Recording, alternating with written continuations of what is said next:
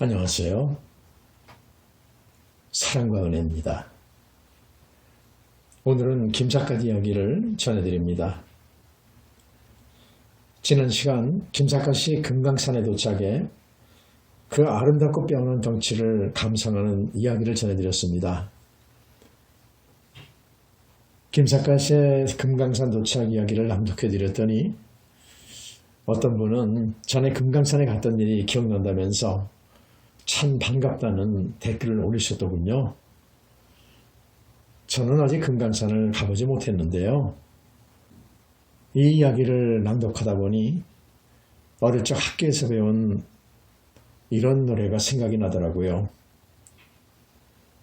금강산 찾아가자 12,000봉 볼수록 아름답고 신기하구나. 철 따라 고운 옷 갈아입는 산 이름도 아름다워 금강이라네. 금강이라네. 아마 여러분들도 기억나실 겁니다. 이렇게 아름다운 산이 우리나라에 있음에도 지금은 갈 수 없는 곳 금강산. 섭섭하지만 우리는 오늘도 김삿갓의 이야기 속에서나마 그 아름답고 장엄한 금강산의 이모저모를 상상해보는 그런 시간이 되었으면 좋겠습니다. 꿈에 그리던 금강산에 도착하여 이것저것을 감상하며 다닌 김삿갓. 오늘은 또 그에게 어떤 일이 일어났을까요? 이제 책의 내용 속으로 들어가 봅니다. 산승과의 문답시. 김삿갓은 백운함에 사흘 동안이나 머무르며 산울탄을 비롯하여 만폭동 계곡을 골고루 구경하고 장안사로 떠났다. 만폭동에서 장안사로 넘어가는 동안에도 눈에 보이는 모든 산들이 절묘하기 이를 데 없었다. 어떤 산은 수많은 장검을 한데 묶어 세워놓은 것처럼 산봉우리가 뾰족뾰족한가 하면은 어떤 산은 듬직듬직한 바위 덩어리를 층층이 쌓아 올린 마철루처럼 보이기도 하였고, 또 어떤 산은 하얀 암석에다 푸른 소나무를 듬성듬성 박아놓은 분재처럼 보이기도 하였고, 어떤 봉우리는 염라대왕처럼 험상궂어 보이는가 하면은 또 어떤 산봉우리는 유두분면의 옥녀처럼 예뻐 보이기도 하여 천태만상의 산봉우리가 어느 하나이고 마음에 끌리지 않는 것이 없었다. 그러나 그뿐인가. 맑은 물은 어느 산골짜기에서나 소리 없이 흘러내리고 있었고, 경치가 빼어난 곳에는 어디를 가도 암자가 없는 곳이 없었다. 게다가 산이 높고 물이 맑으면 사람도 장수를 하는 법인지 어느 절에서나 늙은 종들이 수없이 우글거리고 있었다. 당나라의 시승 서경일은 승원이라는 시에서 청산은 무한하여 가도 가도 끝이 없고 흰구름 깊은 곳엔 늙은 중이 많다 라고 읊은 바 있거니와, 금강산 속에는 절과 암자도 많지만 늙은 중은 너무나 많았다. 그들은 처음 만나는 사람도 반갑게 맞아주어서 금강산은 경치가 절경일 뿐만 아니라 인정이 무르녹기로도 지상의 극락 같은 느낌이 들었던 것이다. 만폭동에서 장안사까지는 20리 거리밖에 안 된다. 그러나 김삿갓은 여기에도 둘러보고 저기에도 둘러보느라고 사흘 만에야 장안사에 도착했다. 장안사는 금강산 4대 거철 중에 하나다. 신라 복풍왕 원년 서기 514년에 진표율사가 창건한 것으로 규모가 거창하고 부루가 화려하기로 이름이 높은 절이다. 김삿갓은 장안사에 잠시 들렀다가 불영암부터 찾아 나섰다. 마을 휘령에서 만났던 박노인의 아우라는 공호 스님을 먼저 만나고 싶었기 때문이었다. 불영암은 장안사의 뒷산을 오리쯤 올라가야 있다는 것이었다. 장안사 구내를 벗어나 불영암으로 막 올라가려고 할 때의 일이었다. 어떤 가게의 뜰 앞에 사람들이 많이 모여서서 이상하게도 웅성거리고 있는 것이 아닌가. 무슨 일인가 싶어 지나는 걸음에 넘겨다 보니 구멍가게의 주인 네매가 서로를 부둥켜 잡고 이년아 이놈아 하며 욕설을 퍼부어가면서 부부싸움을 대판거리로 하고 있었던 것이다. 부부싸움은 어느 가정에나 흔히 있는 일이다. 그러게 부부싸움은 칼로 물베기라는 속담까지 있다. 그러나 그들은 무엇 때문에 그러는지 금방 누구를 죽여버릴 것만 같이 싸움이 험상궂었다. 구경꾼들은 아무도 싸움을 말리려고 하지 않으므로 김삿갓은 보다 못해 뛰어들었다. 여보시오, 왜들 그러시오? 나이살이나 자신 양반들이 대로상에서 창피스럽게 이게 무슨 짓이오? 그리고 한 덩어리로 엉클어진 두 내외를 좌우로 갈라놓으려 하였다. 그러나 사나이는 힘이 장사인지 너희 집 썩는 이름이 무슨 상관이야? 저리 비켜라! 하고 외치며 사정없이 밀쳐버리는 바람에 김삿갓은 뒤로 비틀거리다가 제풀의 땅바닥에 엉덩방아를 찍고 말았다. 사나이는 또다시 계집의 머리채를 움켜잡고 이년아 너 같은 년은 아예 죽여버려야 한다 하고 야단 목적을 떨었고 계집은 계집대로 사나이의 멱살을 부여잡고 이놈아 죽일 테면 죽여라 나도 죽고 너도 죽자 하고 악다구니를 쓰는 것이 아닌가. 김삿갓은 싸움을 말릴 자신이 없어 속수무책으로 구경만 하고 있을 수밖에 없었다. 마침 그때 어디선가 늙은 중 하나가 불쑥 나타났다. 나이는 60가량 되었을까. 아래턱이 주걱처럼 삐죽 나온 데다가 눈알은 왕방울 같고 눈썹이 유난히 검어서 매우 심술궂게 생긴 노승이었다. 노승은 싸우는 부부들 앞에 우뚝 마주서더니 이제 그만들 싸우거라 하고 병력 같은 호통을 치는 것이 아닌가. 정신없이 싸우고 있던 사나이는 노승을 보자 찔끔하니 놀란다. 그러면서도 분노를 억제할 길이 없는지 이렇게 말했다. 스님은 가슴하지 마십시오. 인연을 아예 죽여버리고 말랍니다. 여자도 역시 스님은 관여하지 마세요. 이놈아 죽일 테면 죽여봐라 하고 악을 쓰는 것이 아닌가. 노승은 그 말을 듣더니 태연자약한 어조로 그래 꼭 죽여야만 하겠단 말인가. 죽이려거든 마음대로 죽여보아라. 그리고 나서 가게 안으로 들어가더니 선반 위에 쌓여있는 과자 봉지들을 모조리 마당 한복판에 연방대에 던지면서 구경꾼 아이들에게 이렇게 외치는 것이었다. 얘들아, 이 물건은 주인이 없는 물건이다. 너희들 마음대로 갖다 먹어라. 돈도 필요치 않으니 마음대로 갖다 먹으란 말이다. 과자 봉지가 마당에 던져지자 아이들은 앞을 다투어 주워가려고 덤벼들었다. 이에 크게 놀란 사람은 정신없이 싸우고 있는 주인 내외였다. 주인 내외는 싸우다 말고 아이들을 황급히 쫓아버리며 노승에게 이렇게 항의한다. 스님은 남의 물건을 함부로 마당에 던지다니 이게 무슨 망령입니까? 그러자 노승의 대답은 태연자역하였다. 이 사람아, 자네는 마누라를 죽여버린다고 하지 않았는가? 마누라를 죽이고 나면 자네는 살인죄로 감옥에 끌려가서 결국은 자네도 죽게 될 것이 아닌가. 그러니까 주인이 없는 과자를 아이들에게 나눠주려는데 뭐가 나쁘단 말인가. 노승이 그렇게 나오니 싸우던 부부는 할 말이 없었다. 그리하여 그렇게도 격렬하게 싸우던 부부싸움이 어이없게도 간단히 끝나고 말았다. 노승은 싸움이 끝나자 아무 일 없었던 것처럼 어디론가 표현이 사라져버렸다. 저 스님은 예사 스님이 아니로구나. 노승의 행동을 처음부터 끝까지 지켜본 김삿갓은 크게 감동하였다. 자기는 싸움을 말리려고 그렇게도 노력했건만 결국은 실패로 돌아가고 말았다. 그러나 노승은 별로 애도 쓰지 않고 싸움을 간단히 중지시켜버렸으니 그런 것이 바로 고승들의 예지가 아닌가 싶었다.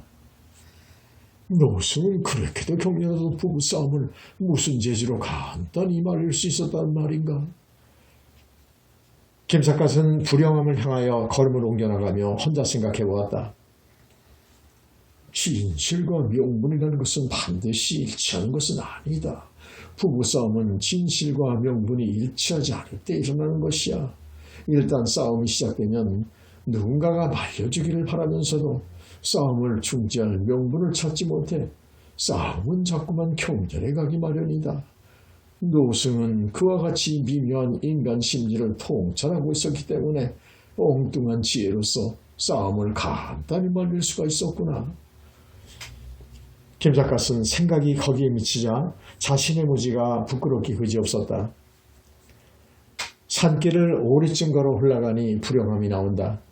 불영함은 붉은 암벽을 배경으로 하고 커다란 개수나무 그늘이 있었다. 뜰에는 잡초가 무성하였고 사람의 왕래가 별로 없는지 한낮임에도 불구하고 출입문은 닫힌 채로 있었다.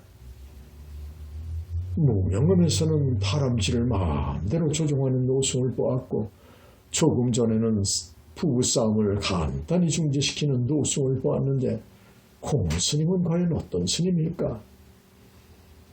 박노인의 말에 의하면 공원 스님은 머리가 돌대래 같은 괴짜 중이라고 했는데 과연 괴짜 중이란 어떤 중임을 말하는 것인지 알 수가 없었다. 김삿갓이 마당가에서 서성거리며 그런 궁리를 하고 있노라니까 마침 동승 하나가 올라오고 있었다. 김삿갓은 동승에게 묻는다. 이 암자가 바로 공호 스님이 계시는 암자인가요? 동승은 합장 배려를 하며 대답한다. 이 암자는 공호 큰 스님이 계시는 암자이옵니다. 손님께서는 큰 스님을 찾아오셨습니까? 그냥 스님이 아니고 큰 스님이라 부르는 것을 보면 공호는 거물급 승려임이 분명해 보였다. 말휘령의 공호 스님의 형님 되시는 박태길이라는 노인이 계시는데 그 어른께서 장안사에 가거든 공호 스님을 꼭 한번 만나뵈라는 말씀이 계셨기에 하룻밤 신세를 질까 해서 찾아온 것이요. 동승은 고개를 끄덕이며 다시 묻는다. 말휘령에서 오신 누구라고 여쭈면 좋겠습니까? 나의 이름은 할 것 없고 하룻밤 재워줄 수 있을지 그것만 물어봐 주시오. 동승은 안에 들어갔다 나오더니 닫혀있던 문을 활짝 열어주면서 큰 스님께서는 그렇지 않아도 손님이 오실 줄 알고 기다리고 계셨다고 하시옵니다. 하고 말하는 것이 아닌가. 박노인이 공호 스님에게 미리 내통을 해두었던 모양이었다. 김삿갓은 동승의 안내로 방 안에 들어서려다가 하마터면 소리를 지를 뻔했다. 왜냐하면 공호 스님이라는 노승은 조금 전에 아랫동네에서 부부싸움을 간단히 중지시켜주던 바로 그 노승이었기 때문이었다. 공호 스님은 김삿갓을 보자 대뜸 이렇게 묻는다. 말휘령에서 오신 사갓 선생이시지요? 김삿갓은 초면 인사를 올리며 그렇습니다. 말휘령에 계신 백씨께서 벌써 기별이 계셨습니까? 공호는 그 말에는 대답을 아니하고 선생은 시를 잘 지으신다고 들었습니다. 나하고 시집기 내기를 한번 해보실까요? 어두운데 홍두깨도 분수가 있지 만나는 대바람에 시집기 내기를 하자는 것은 보통 수작이 아니었다. 김삿갓은 웃을 수밖에 없었다. 만나 뵙자마자 무슨 시집기 내기를 하시자는 것이옵니까? 공호는 통쾌하게 웃으면서 나는 시에는 자신 있는데 선생이 시선이라고 하시니 우리 두 사람이 장을 겨뤄봐야 할 것이 아니오이까. 말할 것도 없이 그 말은 장난기가 잔뜩 어려있는 농담이었다. 저더러 시선이란 말씀은 당신 말씀입니다. 그래도 말휘령에서는 시선이 찾아가실 테니 영숭하게 대접하라는 전갈이 온걸요. 아무튼 귀한 손님이 오셨으니 한수 지어 보십시다. 그리고 공호는 즉석에서 다음과 같은 시 한 수를 써보인다. 높고도 붉은 바위 개수나무 그늘에서 살인문 굳게 닫고 열어본 지 오래건만 오늘은 지나가는 시선을 만났으니 학을 타고 암자 본 뒤 시 한 수 읊어주소. 만나는 대바람에 시집기 내기를 하자는 것은 상식에 벗어난 짓이다. 생각하기에 따라서는 사람을 깔보고 함부로 덤비는 수작이었다. 그러나 공호 스님의 태도에서는 이상하게도 그와 같은 불쾌감은 추워도 느껴지지 않았다. 아마도 그의 금도가 바다처럼 활달무이한 때문이 아닌가 싶었다. 김삿갓은 공원 스님의 시를 읽어보고 빙그레 웃으며 이렇게 대답하였다. 스님께서 알고 계시다시피 천재시인 내월당도 금강산에 와서는 시를 한 수도 지지 못했다고 합니다. 그런데 저 같은 풋내기 시인이 어찌 감히 금강산에 대한 시를 지을 수 있어오리까? 공원은 손을 휘휘내 저으며 풋내기 시인이라니 무슨 말씀을. 노승은 선생의 시를 이미 여러 편 읽어보았어요. 모두가 걸작이었습니다. 걸작이란 지나친 칭찬이시옵니다. 금강산이 너무도 좋아서 매월당처럼 시를 지을 수가 없다면 시를 지을 수 없는 그 심정을 시로 표현할 수도 있을 것이 아니오이까. 김삿갓은 그 말을 듣고 파한대소 하였다. 스님께서는 주공이 대단하십니다. 그려 그처럼 말씀하시니 한수 읊어보겠습니다. 그리고 김삿갓은 즉석에서 다음과 같은 시를 한 수 써갈게 되었다. 우뚝우뚝 뾰족뾰족 괴상하고 괴이하니 사람인가 신선인가 귀신인가 부처인가 내 평생 금강위에 시짓기를 아꼈건만 정작 금강 보고 나니 감히 붓을 못 들겠어. 공원 스님은 김삿갓의 시를 읽어보고 무릎을 치며 감탄을 맞이 않는다. 과연 사갓 선생은 시선임이 분명하시오. 금강산이 너무도 좋아서 시를 짓지 못하겠다는 그 시가 금강산에 대한 어떤 시보다도 탁월하니 그 어찌 시선이 아니라고 할 수 있어오이까. 네, 오늘 시선을 만났으니 이렇게도 기쁠 수가 없소이다. 그리고 새삼스러이 머리를 숙여 보이는 것이었다. 이날 밤 공양을 들 때의 일이다. 공원 스님은 커다란 술병을 식탁 위에 올려놓으며 이렇게 말하는 것이었다. 나는 오랫동안 술을 멀리해 왔었다오. 그러나 선생이 술을 좋아하신다니 귀한 손님을 대접하기 위해 나도 오늘은 술을 한 잔 마시기로 하겠소이다. 저를 위해 술을 드신다니 고맙습니다. 불가에서는 본래 술을 멀리 오는 것이 아니옵니까? 한때에는 술을 멀리하는 것이 불문율처럼 되어 있었지요. 그러나 진묵대사께서 술을 좋아하시면서부터는 그와 같은 불문율은 있으나마나 하게 되었습니다. 그리고 공원 스님은 김삿갓에게 술을 손수 따라주다가 문득 생각이 난 듯이 묻는다. 참, 우리네 승려들은 술을 곡차라고 부른다고 선생은 곡차의 유래를 아시나요? 곡차라는 말은 처음 들어보는 말이옵니다. 불가에서는 술을 곡차라고 부릅니까? 그 옛날 진묵대사께서는 술을 워낙 좋아하셔서 하루에도 술을 한 말씩이나 마셨답니다. 그러면서 자기가 마시는 것은 술이 아니라 곡차라고 하셨기 때문에 승려들은 그때부터 술을 곡차라고 불러오지요. 진묵대사라는 분은 금강산에 계셨던 스님이옵니까? 금강산에도 여러 차례 다녀갔지만 본씨는 전주 봉서사에 계시던 큰 스님이셨지요. 그분은 수많은 개송을 지으셨는데 그 중에서도 내가 가장 좋아하는 개송이 있으니 한번 들어보시지요. 그리고 공원 스님은 다음과 같은 시를 읊어보이는 것이었다. 하늘은 이불, 땅은 갈개, 산은 베개요. 달은 촛불, 구름은 병풍, 바다는 술통이라. 크게 취해 거연이 일어나 춤을 추니 긴 소매에 곤륜산이 걸릴까 걱정이네. 김삿갓은 진묵대사의 시를 들어보고 그 웅장한 기상에 크게 탄박하였다. 나 자신이 우주의 삼라만상과 완전히 동화된 듯이 표현되어 있어서 기상이 웅장하기 이를 데 없사옵니다. 옛날의 고성들은 모두가 기상이 그처럼 붕대했어요. 서산대사의 개송에는 이런 것이 있지요. 그리고 이번에는 서산대사의 시를 소리 높이 읊어보인다.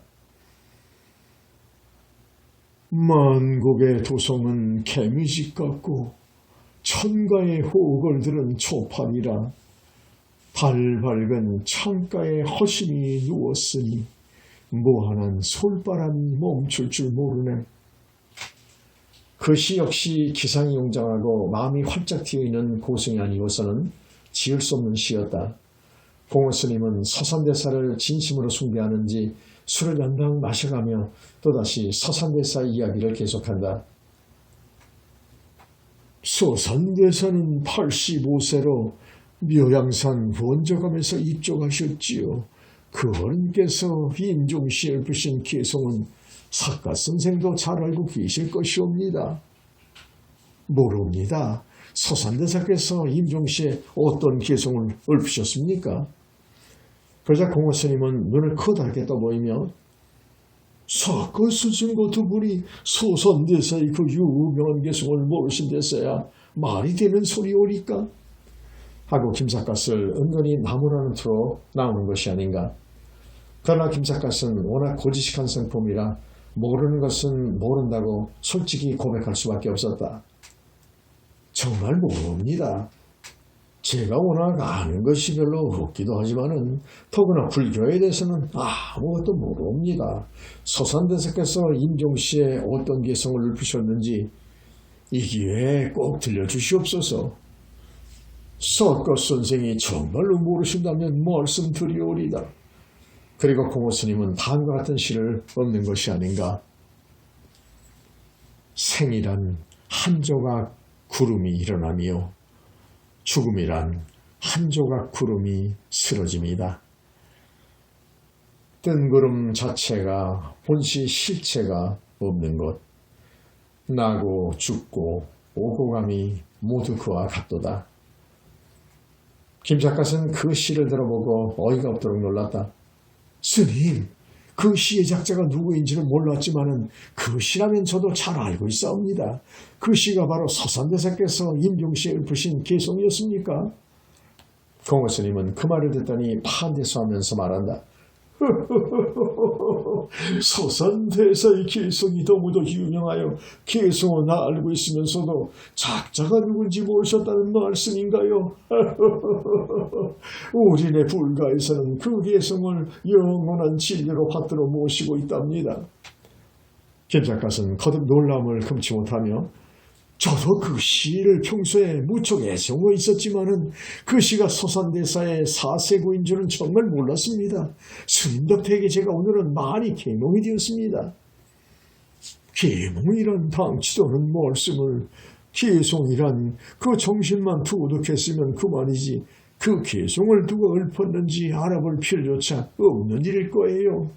아무튼 오늘은 사가선생 같은 지음을 만나 기쁘기 한량 없소이다. 술은 얼마든지 있으니 오늘 밤 크게 취해보도록 하십시다. 공호 스님은 그렇게 말하며 김삿갓에게 자꾸만 술을 따라주는 것이었다. 공호 스님은 김삿갓과 초면임에도 불구하고 간담상조하는 바가 있는지 술을 마셔가며 이렇게 수레하였다. 나는 숙녀생활 40여 년 동안에 선생같이 의기상투하는 분을 만나보기는 오늘이 처음이오이다. 의기가 상투하기는 김삿갓도 역시 마찬가지였다. 그러게 김삿갓은 술을 보내가며 이렇게 대를 놓았다. 저 역시 공호 스님을 만나뵈니 백년지기를 만난 것만 같사옵니다. 금실 창화라는 말은 이런 경우를 두고 일러오는 말이 아니겠습니까? 금실상하라 참으로 좋은 말씀이오이다. 열자라는 책에 보면 그 옛날 백아라는 검은고의 명수가 있었는데 백아의 검은고를 제대로 들을 줄 아는 사람은 그의 친구인 종작이 한 사람이 있을 뿐이었다는 거예요. 세상에 사람은 많아도 지음을 만나기는 그렇게도 어려운 거예요. 공호 스님이 백아의 구슬을 들고 나오자 김삿갓은 즉석에서 이렇게 받아넘겼다. 옳으신 말씀입니다. 자고로 지음을 만나기란 그렇게도 어려운 것이옵니다. 그러기에 종자기가 죽고 나자 백아는 자신의 검은고를 들어줄 사람이 없어졌음을 한탄한 나머지 숫째 검은고의 줄을 끊어버렸다는 것이 아니옵니까? 그러고 보면 우리 두 사람의 만남은 배가와 종자기의 만남과 같은 셈이니 이 어찌 기쁜 일이 아니오이까. 그런 의미에서 오늘 밤은 술을 마음껏 마시기로 합시다. 술이라면 김삿갓도 두 줄을 불사하는 편이었지만 공호 스님도 밑빠진 술떡과 같은 대음가였다. 공호 스님은 술을 마셔가며 이런 소리도 하였다. 나는 줄곧 금강산에서만 살아오지만 아직도 금강산을 다 보았노라고는 말할 수가 없어요. 금강산은 그렇게도 시시각각으로 변화가 무쌍한 산이니까 사가 선생은 내 암자에서 나와 함께 거처하시면서 1년도 좋고 10년도 좋으니 금강산을 마음껏 구경하도록 하세요. 금강산을 제대로 구경하시려면 아무리 줄 잡아도 추나 추동 길려는 구경하셔야만 진면목을 간신히 알아보았나라고 말할 수 있을 것이오이다. 각별하신 배려를 베풀어 주셔서 고맙습니다. 고맙다는 말씀은 오히려 내가 해야 할 말이외다. 나도 틈나는 대로 선생과 동행을 하겠소이다. 이리하여 김삿갓은 그날부터 백운함에 거처하며 금강산을 마음대로 구경할 수 있게 되었다. 어느 날 아침에는 공호스님과 함께 입석봉 구경을 가게 되었는데 공호스님은 입석봉 꼭대기에 올라서자 김삿갓에게 이런 제안을 해오는 것이 아닌가. 사갓 선생, 우리가 오늘은 여기서 시집기 내기를 한번 해볼까요? 공호스님은 장난기가 어떻게나 많은지 처음 만났을 때에도 시집기 내기를 하자고 덤비더니 입석봉 꼭대기에 올라왔어도 또 시집기 내기를 하자고 제안해 오는 것이 아닌가. 김삿갓은 너무도 어이가 없어 너트로 웃음을 웃었다. 공호스님은 시를 짓기가 그렇게도 즐거우십니까? 사람은 시 짓는 훈련을 쌓을수록 머리가 맑아지는 법이랍니다. 시는 그래서 귀하다는 게 아니겠어요. 그러나 시를 아무리 짓고 싶어도 상대할 시인이 있어야 말이죠. 오늘은 천만다행하게도 백아가 종자기를 만난 셈이니 우리 피차간의 검은 거를 마음껏 타보자는 말씀입니다. 좋습니다. 스님께서 먼저 읊으십시오. 그러면 제가 화답을 하겠습니다. 내가 한 줄을 읊을 테니 선생도 나의 시와 대조가 되는 시를 한 줄씩만 읊어주시면 됩니다. 그리고 공호스님은 산 밑에 떠돌아가는 구름을 기구로 보다가 아침에 입석봉에 올라오니 구름이 발밑에서 생겨나네 하고 없는 것이 아닌가. 참으로 실감나는 즉흥시였다. 김삿갓은 산 밑에 황천담이 있었던 것이 머리에 떠올라 저녁에 황천담에 물을 마시니 발이 입술에 걸린다 하고 화답하였다. 공호스님은 그 화답을 듣고 처음으로 기가 막히는 대꾸올시다. 그리고 시야를 둘러보고는 다시 다음과 같이 읊는다. 소나무가 나무로 누웠으니 북풍임을 알 수 있도다. 김삿갓이 다시 화답한다. 대그림자가 동쪽으로 기울었으니 석양임을 알 수 있어. 공호스님이 또 가로되 깎아지른 절벽에도 꽃은 피어 웃고 있네. 김삿갓이 화답. 봄은 더없이 좋아도 새는 울며 돌아가오. 공호스님이 또 가로되 하늘 위의 흰 구름은 내일은 비가 될 것이요. 김삿갓이 응구척대로 또 화답한다. 바위 사이의 낙엽은 작년 가을 것이로다. 공호스님은 그럴수록 시흥이 도도해 오는지 얼굴에 환희의 빛이 넘쳐 올랐다. 공호스님은 김삿갓을 환희에 넘친 시선으로 바라보며 다시 한수를 읊는다. 그림자가 푸른 물에 잠겼건만 옷은 젖지 않소. 공호스님의 시에는 선미가 넘쳐 있었다. 그림자가 물에 잠겨도 옷은 젖지 않는다는 말은 그 얼마나 기발한 시상인가. 그러나 김삿갓의 화답도 그에 못지않게 멋이들었다. 꿈에 청산을 답사했건만 다리는 고달프지 않네. 말이 떨어지기 무섭게 척척 받아넘기는 김삿갓의 비상한 제주에 공호 스님은 3탄 4탄을 맞이 않으며 또 한 수를 읊는다. 청산을 사고 보니 구름은 철로 얻어지요. 김삿갓이 응구척대로 화답한다. 맑은 물가에 오니 물고기가 절로 따라오고 공호 스님은 돌 한 덩어리를 굴려내리며 다시 읊는다. 산에서 돌을 굴리니 1000년 만에야 땅에 닿았어. 김삿갓이 즉석에서 대꾸한다. 산이 한 자만 더 높으면 하늘에 닿았겠소. 공호 스님은 거기까지 어울리다가 감흥을 억제할 길이 없는지 김삿갓의 손을 덥석 움켜잡는다. 그 선생, 우리가 오늘에야 만난 것이 너무도 늦은 감이 없지 않구려. 천리마는 어느 때에나 있어도 천리마를 알아주는 백낙은 언제든지 있는 사람은 아니라고 하였소. 내 일찍부터 천리마로 자초해 오면서 백낙이 없음을 한스럽게 여겼더니 오늘에야 선생을 만났으니 이렇게도 감격스러울 수가 없구려. 공호 스님으로서는 솔직한 고백이었다. 김삿갓은 공호 스님이 남의 집 부부싸움을 능수능란하게 중재시켜준 일을 문득 회상해 보았다. 그리하여 그의 탁월한 예지에 새삼스레 머리를 숙이려 보이며 말한다. 저더러 백낙이란 당치 않은 말씀이옵니다. 스님처럼 고독하신 어른을 만나 뵙게 된 것만으로도 다시 없는 영광이옵나이다. 영광이란 너무도 고롬한 말씀이시오. 그렇잖아도 오늘은 이런 기쁨이 있을 것 같은 예감이 들어서 술을 좀 준비해 가지고 왔습니다. 이 좋은 풍경 속에서 술잔을 나누며 삼라만상을 마음껏 즐겨보기로 하십시다.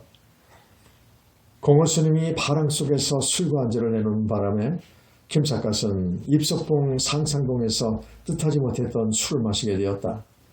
공호 스님은 잔을 들어 고나며 말한다. 세상은 금삼척이요 인생은 주힐배라는 말이 있지 아니하오이까. 오늘은 지기를 만났으니 술을 마음껏 마셔보고 싶소이다. 김삿갓은 술잔을 기울이고 나서 흥에 겨워 고시 한 수를 읊어보였다. 장부는 반드시 지기를 만나게 되는 법.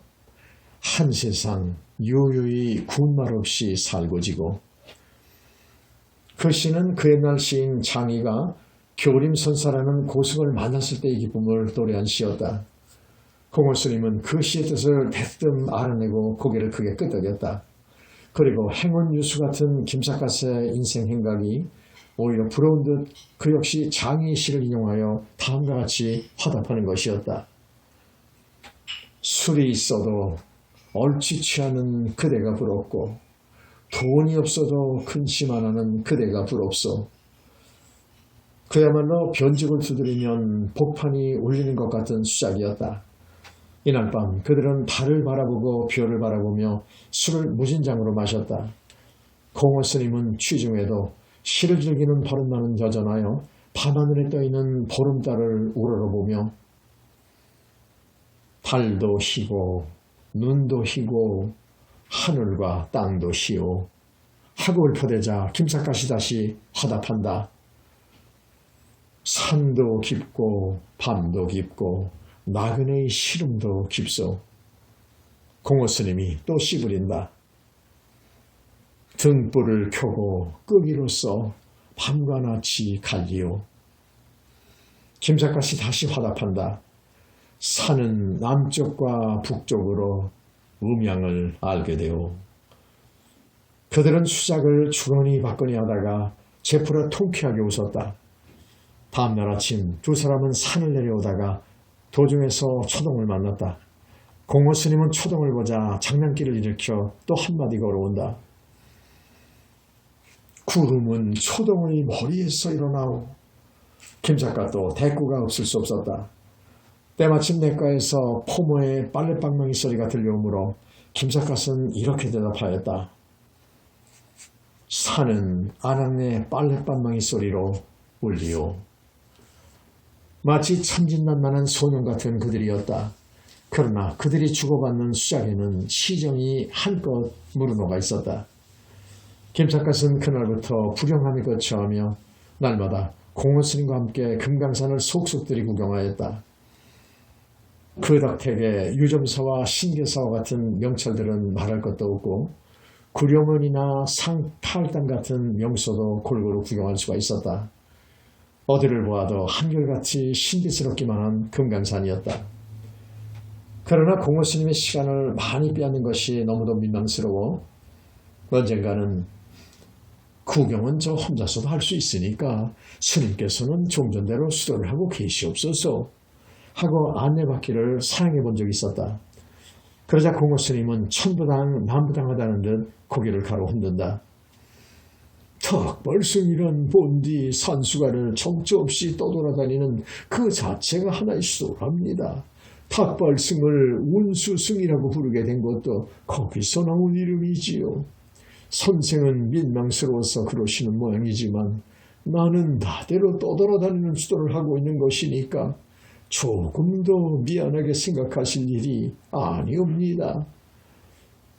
그러나 동행자가 있으면 수도하시는데 방해가 될 것이 아니옵니까? 천만의 말씀입니다. 마음이 없으면 보아도 보이지 않고 들어도 들리지 않는다는 옛말이 있지 아니하오이까. 나는 날마다 선생을 모시고 다니기는 하지만 그러나 그것은 어디까지나 나의 색신일 뿐이고 나의 법신은 항상 유아독존의 길을 걸어가고 있는 것이옵니다.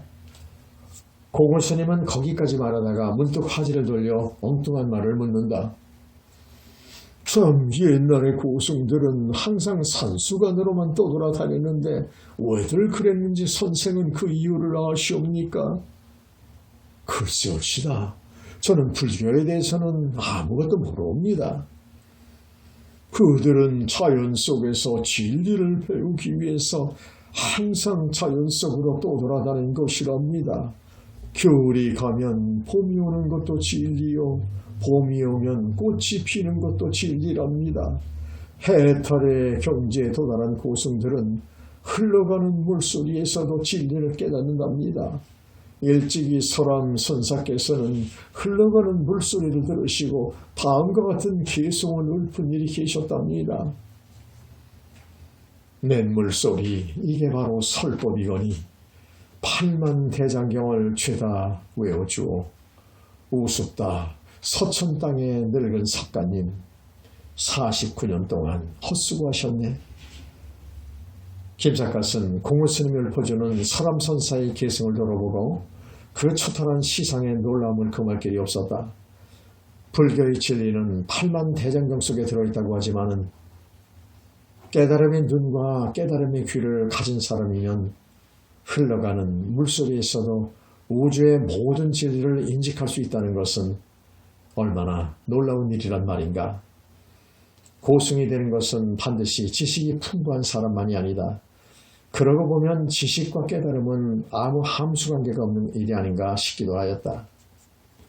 스님, 마음을 비우면 진리가 절로 깨달아지는 것이 아니옵니까? 공원스님이 대답한다. 마음을 비운다는 것이 쉬운 일이 아니옵니다. 미인을 보면 색정이 동하고 돈을 보면 탐욕이 생겨나는 것은 인지상정이지요. 그러나 그래서는 무신의 경지에 도달할 수가 없게 됩니다. 무신의 경지란 마치 어린아이의 마음과 같이 아무것에도 집착하지 않는 상태, 즉 마음이 인간의 원점으로 돌아가야 하는 것이옵니다. 공자께서 말씀하신 사무사는 그런 경지를 말씀하신 것이지요. 불경에 나오는 육군 청정이라는 말도 역시 그런 것을 말하는 것이옵니다. 김삿갓은 고개를 기울였다. 육군 청정이란 무엇을 뜻하는 말이옵니까? 사람에게는 욕심에 대한 6가지 뿌리가 있습니다. 눈, 코, 귀, 입, 몸, 마음, 그 6가지 욕심의 뿌리가 있기 때문에 사람은 욕심에 시달리고 번민을 하게 되는 것이옵니다.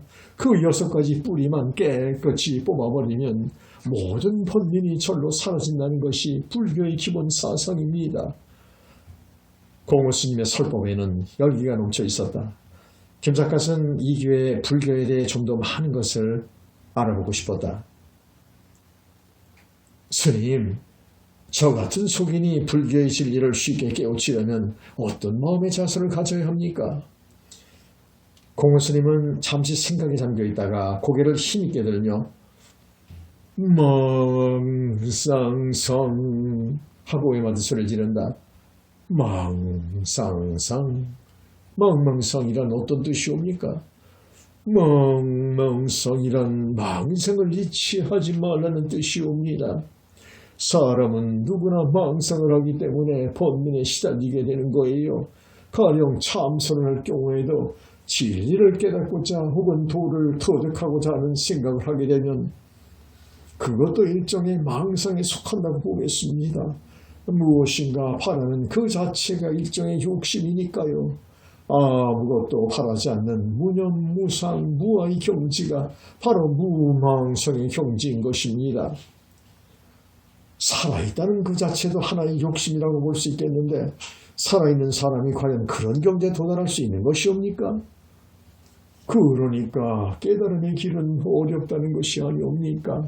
옛날의 고승들이 바보처럼 천진스러워 보이는 것도 그 때문이랍니다. 그리고 공호스님은 김삿갓의 얼굴을 새삼스러운 얼굴로 바라보면서 석가 선생은 이미 해탈의 경지에 도달하신 어른이세요. 돈 한 푼 없이 거짓골을 하고 떠돌아다니면서도 번민한 일이 일치 없으니 그게 바로 해탈하신 증거가 아니고 뭐겠습니까? 석가 선생 안 그래요? 그리고 통쾌하게 웃어싸는 것이었다. 김삿갓은 여름이 다가도록 불영함에 붙박이로 유숙하며 금강산을 속속들이 구경하였다. 대개는 공호스님과 동행했으나 때로는 혼자서 홀가분한 마음으로 다녀올 때도 없지 않았다. 공호스님과 동행할 때에는 옛날 고승들의 개성과 일화를 듣는 것이 다시 없는 즐거움이었다. 그러나 혼자 다닐 때에는 시흥이 새삼스럽게 솟아올라 그 나름대로 즐거웠다. 욕기 없는 마음으로 자연 속을 거니노라면 공호스님의 말씀대로 그날그날이 마냥 즐거웠던 날이었던 것이다. 그리하여 김삿갓은 구경을 혼자 다닐 때에는 금강산에 대한 시를 여러 번 읊을 수가 있었다.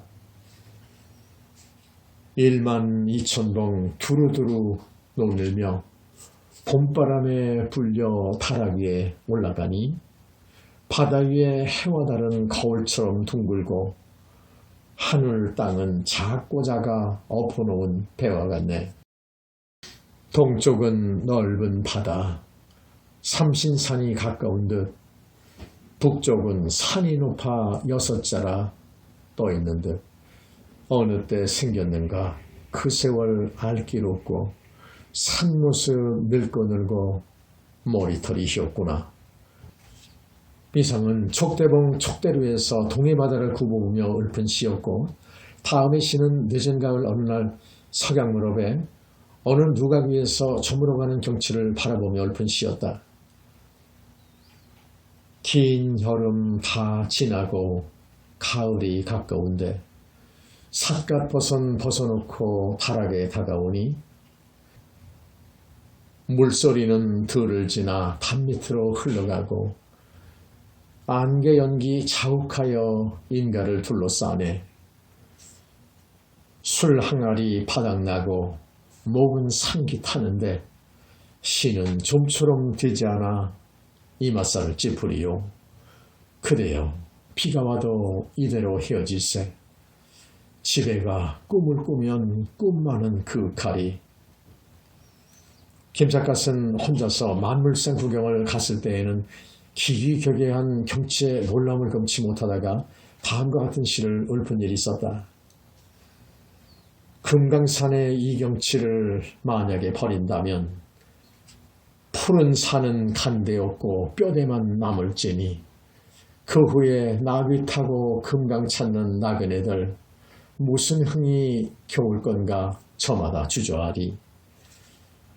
매월당은 금강산 절경이 너무도 감격스러워 시를 한 수도 짓지 못했다고 했지만 김삿갓은 절경을 대할 때마다 시를 짓지 못하는 안타까운 심경을 시로써 읊어나갔던 것이다. 그러고 보면 김삿갓이야말로 천품적으로 시운을 타고난 시인이었던 것이다. 겨울도 저물어가는 동짓달 초순경의 어느 날 김삿갓은 해금강을 구경하려고 혼자 바랑을 둘러매고 나섰다. 공원스님은 김삿갓의 차림새를 보고 눈을 크게 뜨며 놀랐다. 이 추위에 어디를 가시려고 그러십니까? 금강산이 꽁꽁 얼어붙어서 너무도 움직임이 없기에 오늘은 파도가 넘실거리는 해금강을 한번 돌아보고 올 생각입니다. 만물 정관계 자득이라는 말이 있지 아니하옵니까? 모든 사물을 조용히 관찰하고 있으면 거기서 많은 것을 얻게 되는 법이옵니다. 김삿갓은 그 말을 듣고 자신의 수양이 부족함을 부끄럽게 여겼다. 그러나 이왕 차리고 나선 길이기에 해금강도 꼭 봐야 할 곳이기에 이 기회에 며칠 동안 다녀오기로 하겠습니다. 하고 말했다. 솔직히 말하면 공호 스님에게 너무도 오랫동안 신세를 지기가 미안해서 이길수째 불영을 떠나버릴 생각이었던 것이다. 공호 스님은 그러한 심정을 진작부터 눈치채고 있었는지 불영함은 언제든지 마음대로 드나들 수 있는 함자이옵니다. 편히 다녀오시도록 하십시오. 하고 말하는 것이 아닌가. 고맙습니다. 다녀오겠습니다. 김삿갓은 작별 인사를 나누면서도 불영함에 다시는 돌아오지 않을 결심이었다. 공호 스님은 그렇게 될 것을 예지하고 있는지 합장 배례를 하며 문득 다음과 같은 시를 한 수 없는 것이었다. 바람이 불어 산수가 차갑도다. 방랑객 한 번 떠나 다시 오지 않으리. 공호 스님은 별일을 이미 각오한 모양이었다. 김삿갓은 그 시를 듣자 가슴이 뭉클해와서 즉석에서 다음과 같은 화답을 읊었다. 조용한 함자에 이 내 몸 의탁하여 기쁜 일, 즐거운 일 모두 님께 맡겼더니 산에는 안개 개고 초승달이 떠올라 늙은 나무꽃이 핀 듯 봄이 다시 왔었소. 친구 만나 술을 드니 흥치가 무량했고 명산에서 시를 읊어 마냥 신기로웠소. 선경이 따로 있나? 다른 데서 찾지 마소. 한가롭게 사는 분네 그가 바로 신선이요. 공호 스님은 두 손을 모아 합장배례하며 다만 다음과 같은 말을 조용히 외울 뿐이었다. 마녀무상 회자정리 나무아미타불 관세음보살.